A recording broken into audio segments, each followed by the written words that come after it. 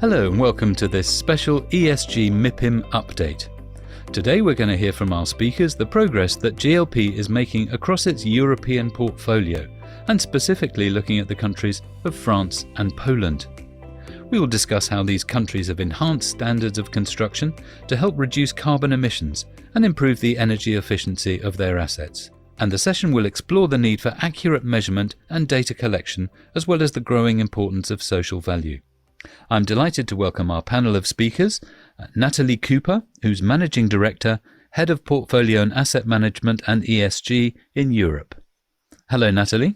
Hello, good afternoon. And Jarek Czechowicz, who's the Country Manager for Poland. Hi, Jarek. Hello, everyone. And Gilles Petit, who's the Director of Asset Management in France. Hello, Gilles. Hello, Paul. Let's start with you first, Natali. Can you tell us about the progress being made on ESG and the different strategies that you have in place? Thank you, Paul. So we have introduced our 4 pillars in terms of tackling ESG and the aspects which were relevant to all our stakeholders, and start to introduce how we're going to be managing those aspects related to community, biodiversity, employees, responsible investment, and more importantly, being an operator and developer of logistics space, how we're going to tackle the development through the embodied carbon, as well as the operational carbon footprint. So in the last 2 or 3 years, we have managed actually to gain much more understanding of the data around ESG, collecting information around performance, understanding a little bit better the standards and where the either national or international requirements are heading, so we could prep actually the business going forward in addressing the change in the regulatory requirement.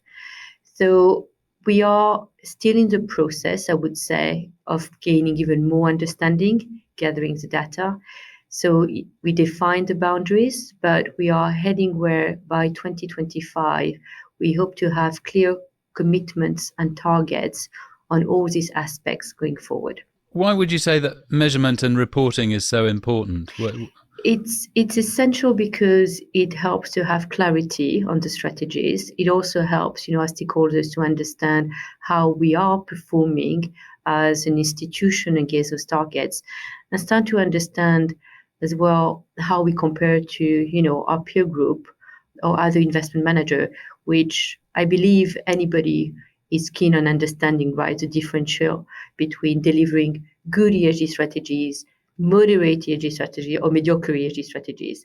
And we want to ensure that we have tangible measurements and we can actually report back to our stakeholders on those.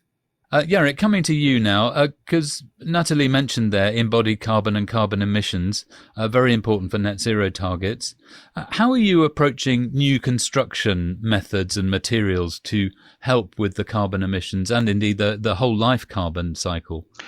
Yeah, we definitely in Poland since 2020 are measuring the LCAs for all our new developments.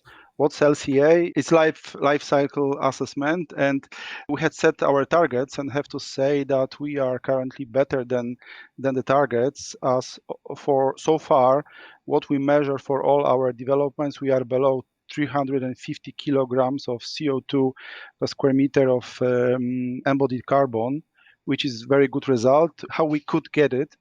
First of all, we are working on the limitation of concrete, limitation of aluminium, glass, but also we are paying a lot of attention on our GC contracts in the way that we are asking them to use mostly the local transport companies, so that we are able to avoid the long transportation, which is, of course, creating a lot of CO2 emission.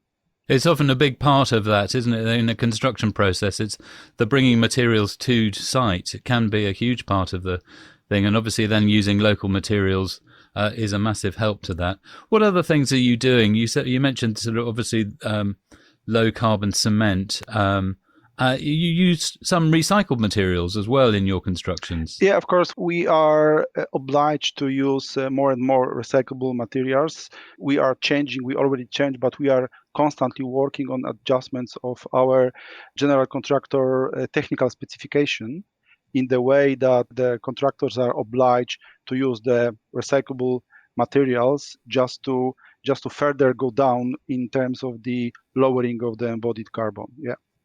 And how are you finding your customers responding to this ESG initiative in Poland? Well, I think more and more customers are understanding better the importance of ESG.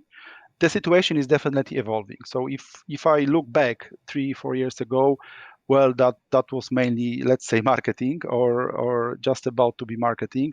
Now, more and more our customers are being engaged much more into this process in the way that, first of all, they are searching for the cost savings, like electricity savings, and we, as a developer and fund manager, are delivering the buildings with the LED lights, for example, which is extremely or substantially, let's say this way, substantially lowering the costs for them. But it's not only this. We are also installing the smart metering systems, which are very much helpful for the customers to better manage of their utilities. It's not only the electricity, but also gas and water. What we are doing else, we are of course installing the electrical cars charging systems. Have to say, in Poland, I think it's rather the future. So we don't see the customers use it at the moment very often. However, we see that there are more and more customers who are asking for it. So definitely this will come up as a more and more important.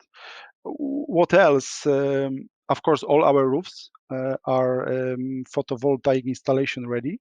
We already installed in Poland a couple of installations, and we are progressing currently with the preparation to install the PV installations on the other roofs. Yeah, so big developments have big roofs, and obviously then solar panels or like you say, solar PV is a very good way of generating electricity, not only for the customer, but occasionally for the community around. And I know that you're working on that as a company. But Gilles, coming to you now, France, what's happening there? What aspects are you targeting when it comes to operations and particularly then this energy efficiency? When it comes to existing buildings, we must focus on two different targets. The first one is the energy consumption reduction fixed by the French law. And the second is our customer needs. And on consumption reduction, we will have to achieve a 40% decrease for 2030. And to reach this goal, we are making improvement works like LED lighting or installation of building management system to control equipment like heating system, for instance. And these improvements that generate savings are positively considered by our customers. But the needs are greater and concern different aspects of the ESG. If most of our customers are interested with energy savings, especially with the high energy prices we are facing since the conflict in Ukraine, each of them has different ESG needs depending on their culture or their activities. One can be more involved in water saving and biodiversity preservation, when a second one will be more interested with green energy.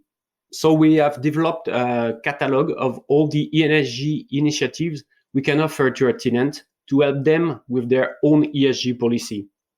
It covers a large range of action, from beehives and tiny forests to enhance biodiversity, to solar PV panels to produce green energy on site for their activities.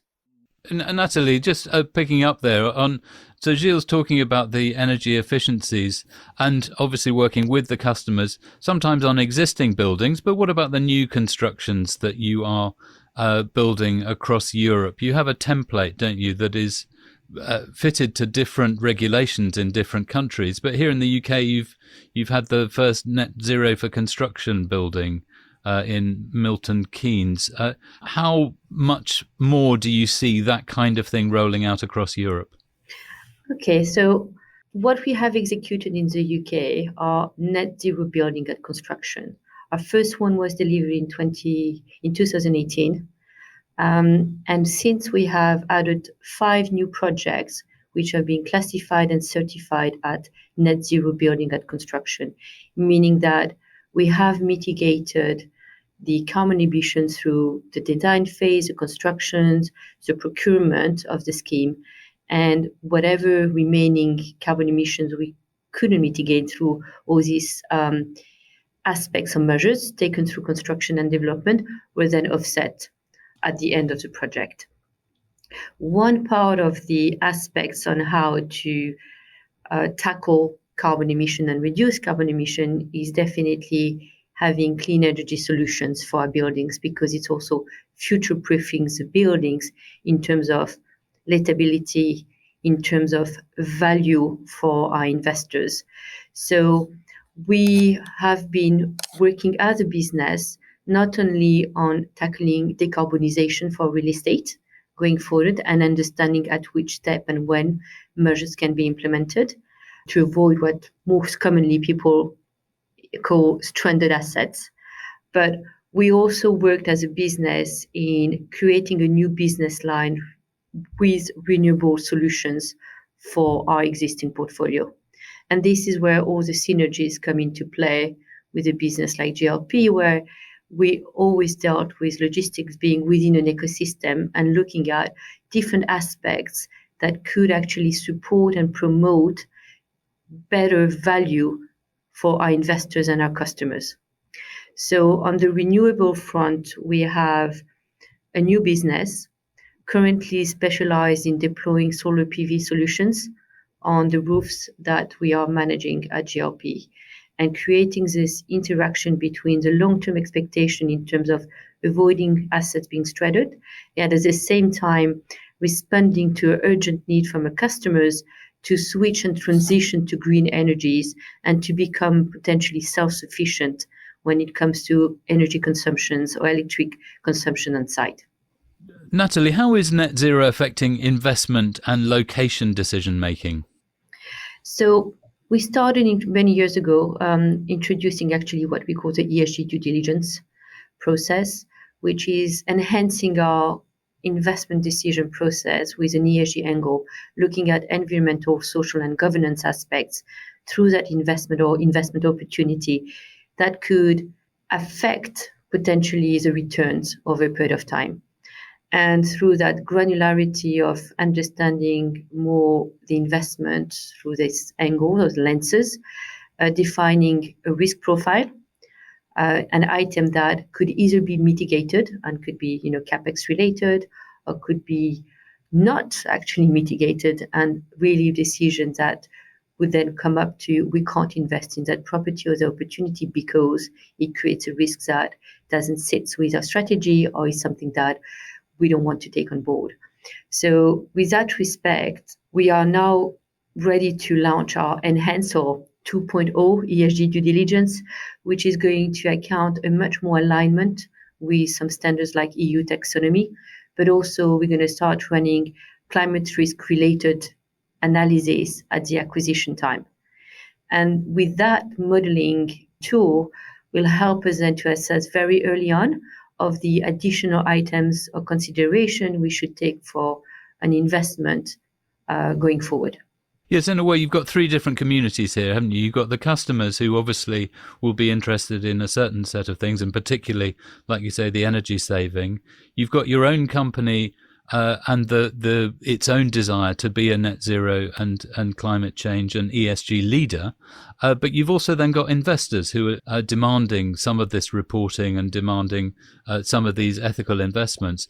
It comes back then to the measuring and reporting. Take us through some of that you have to do for the investors and why that measuring and reporting is so important. It's important because addressing climate change requires a collective action and collaboration, but ultimately it's down to every single institution to do their own part and demonstrate how they're creating value or not damaging value. So reporting And disclosure is essential because unless you have these clear metrics that provide transparency and visibility on the performance, again, it's really hard to deliver or understand the correlation between performance and ESG, and then get the buy-in, from all stakeholders in what we're doing. So it all goes back to data, as we always say in our world, is going back to have accurate, robust data that help us to set a baseline, understanding from this baseline that you want to communicate with your stakeholders how year on year you're improving. Because eventually, regardless where we are all on this journey in the past, most of the businesses, our stakeholders, our shareholders, they all go toward the 2050, right, objective, or aligning with science-based targets, which are in line with the Paris Agreement. So we all know that we're all going to the same direction, but we might be at a different pace, a different approach to it. So measurement and disclosure help and give clarity on assessment of performance, but also the importance of the accountability that each of us will have and the transparency of what has been done or is being done. That's the aspiration. We all know about the 2050 target, as you say, Natali, from the Paris Agreement. But how are you implementing these ideas on the ground? What's the process when you, as an asset manager, what sort of things are you doing? First, we start with some technical audits to define and prioritize the works we have to do to deal with the Paris Agreement. And after, we are organizing regular meetings with our customers to define together the ESG strategy for the asset. And we evaluate the impact of the actions we have already done, and then we adapt the next action to undertake. The feedback is really essential to achieve a continuous improvement and reach that goal. So it is a very collaborative exercise, working with the customers. Yeah, of course. The route to net zero is a long pathway, and we need the complete involvement of every stakeholders. Of course, the landlord, also the maintenance company, but also the tenant. Everybody must be really involved closely to go in the same direction. And is that similar for you in Poland, Jarek? Yeah, it's pretty similar. Just to maybe add a couple of words to what Gilles said is, of course, we are also checking the energy performance of each asset as a maybe part of the technical due diligence, and then working on how we can improve this performance to lower the carbon emission, the heating and electricity costs too. We are, of course, working also on the certification. So it can be during the construction, we have a typical BREEAM certification as a minimum target is very good, but we are now working also on some of the developments on the excellent level. We are also considering the BREEAM in use. So we have for couple of projects existing in Poland, and we are now considering also to submit for the other buildings. Of course, LED lights, something so replacement of the older solutions, working on the insulation, if any possibility to increase it. Also smart metering installation, because of course we install the smart meterings for the new buildings, but what we are also doing is we are installing the smart metering systems for the existing assets, so just to help the customers better control the utilities, therefore also achieve some savings and also CO2 emission to lower it. So definitely the cooperation with all, let's say, stakeholders. So this should be the customer, this should be our FM, our internal property management team, and also investors who should support us in terms of the funds. Okay, well, just to pick up there as well, BREEAM, I was trying to remember, I think it's Building Research Environmental Assessment Method, which is one form of certification that can apply to buildings. But Natali, what other certifications do you use across your portfolio, and how are you standardizing them? So in terms of construction, we're using BREEAM in all the country except for Germany, where we used DGNB, and that was a business choice many years ago. We are targeting a minimum of very good, but we are leaning more and more getting towards excellent, because we realized through improving, our baseline and working on the net zero, that over time, sometimes with minimum effort, we can reach actually this level of excellence. We also have been working with Planet Mark on some of the property certifications, mainly in the UK for now. So we started a pilot last year where we offered to our customers in the UK to engage with us on this project of analyzing, understanding operation and how to reduce operation carbon footprint with the support of Planet Mark and getting the property certified.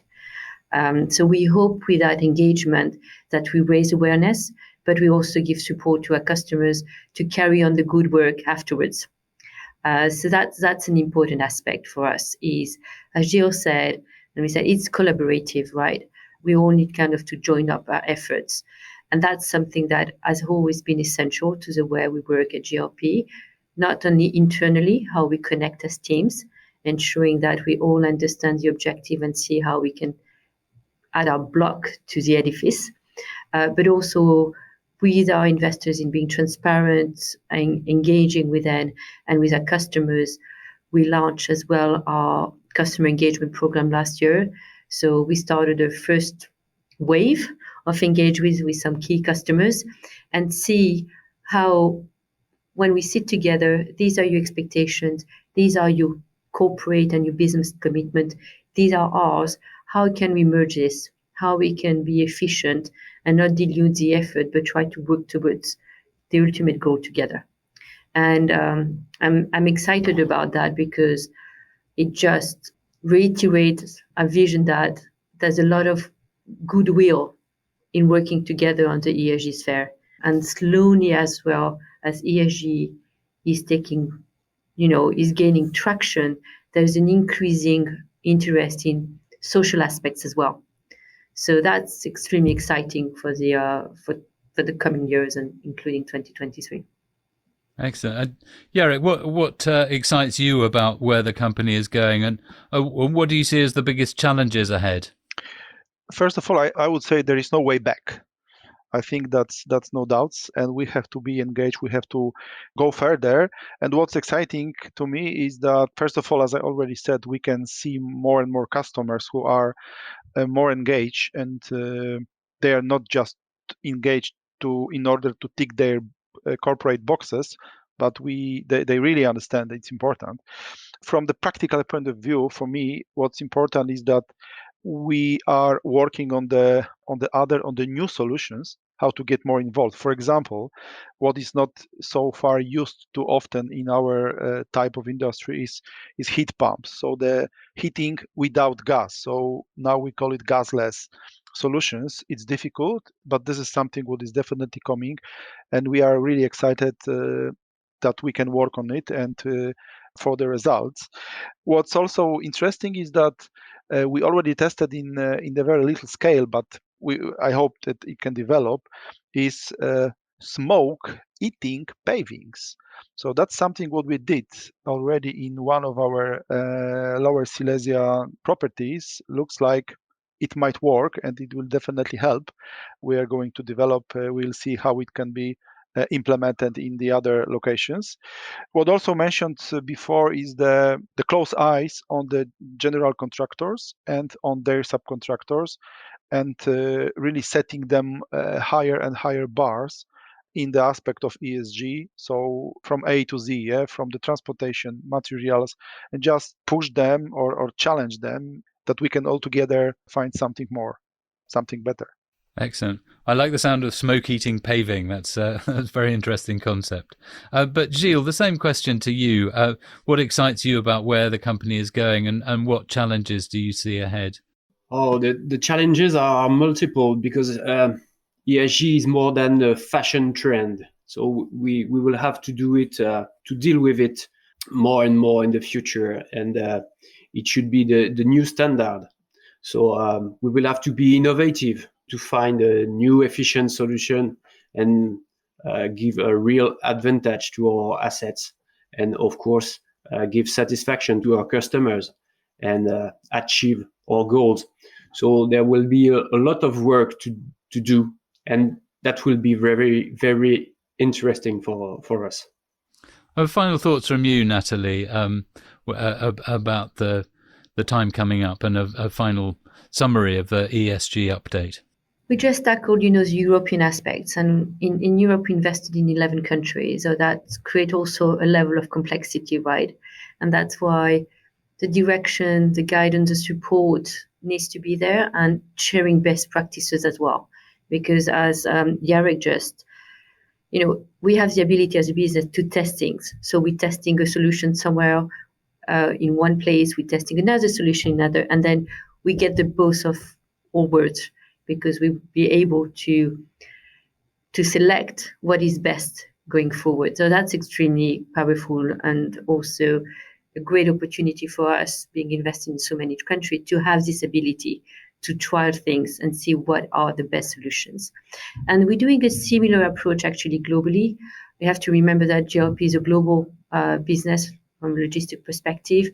I have my counterparts in other countries, and we're also setting the trajectory and the vision for the entire business. So we also invest a lot in technologies. We are running this year a global ESG platform. So invest a lot of money in AI solutions and see how these technology solutions can help us in terms of gathering data, defining, and again, measuring and disclosing.